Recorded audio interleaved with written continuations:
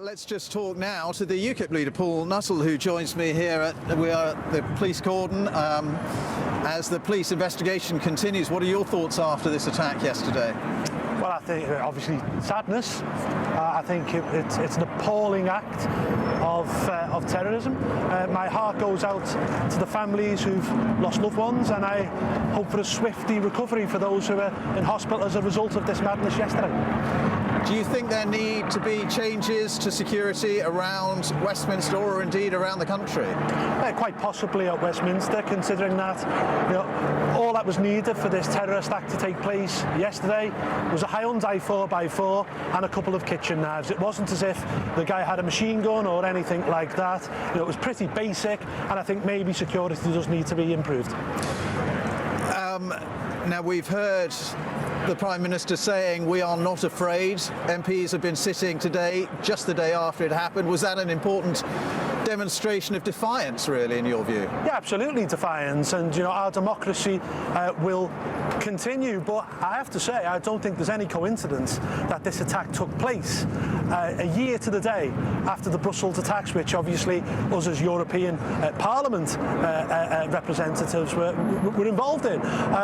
There is a cancer within our community in this country that has to be cut out and has to be dealt with, and whether that is calling on the Muslim community to do more to cut this cancer out, whether it's ensuring that those 800 British citizens who are fighting for ISIS out in Syria and Iraq aren't allowed back in this country, or indeed down the line whether the government goes down the route of banning Saudi funding of mosques, because quite frankly Saudi Arabia spread radicalism around the globe.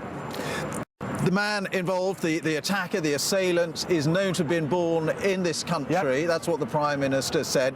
Had been on the security services radar a while ago, but was now judged to be on the periphery. What do you think are the implications of that?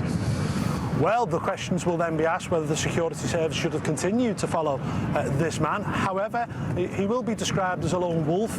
What I predict, lone wolves are never really lone wolves. There'll be other people involved in this. There'll be people within the community who knew that this man had been radicalised. It's now time for them to stand up to the plate, give evidence, and indeed those who were involved to be brought to justice. But we know that the police, we know that MI5 can't track everybody who's ever been on their radar. Obviously, there are limits to their manpower and their resources.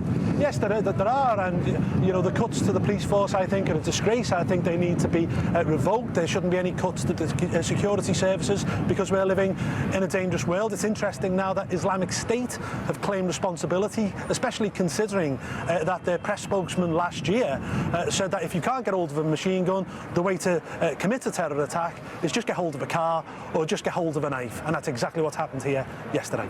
Yeah, and although the Prime Minister said they're not going to raise the terror threat level, it's severe at the moment, it's not going to be raised to critical because they don't think necessarily any other attack is imminent. Is that right? Well, I'll trust the Prime Minister on this. She was the Home Secretary for a number of years, and she obviously knows things that I don't. However, I will say this. We all expected this to happen at some point. It was never a case of if, it was always a case of when, and as long as we have this cancer within our society of radical Islam, it will always happen. It will happen again. It needs to be sorted out. It needs to be cut out of our society altogether, and I just hope the government start working on this quickly. But, I mean, you're talking in quite simplistic terms, cutting out a cancer. It's not that easy, surely? No, it's not that easy, but we need to ensure that the Muslim community itself, who in many cases will know who these people are living amongst them. They need to step up to the plate, and they need to report these people to the police as soon as possible. But equally, the government needs some stringent action here. And as I said, one of the first things I would do is I would ban Saudi funding of mosques in this country. OK, Paul Nuttall, leader of UKIP, thank you very much indeed for your time. You didn't frankly have the balls to put country before party.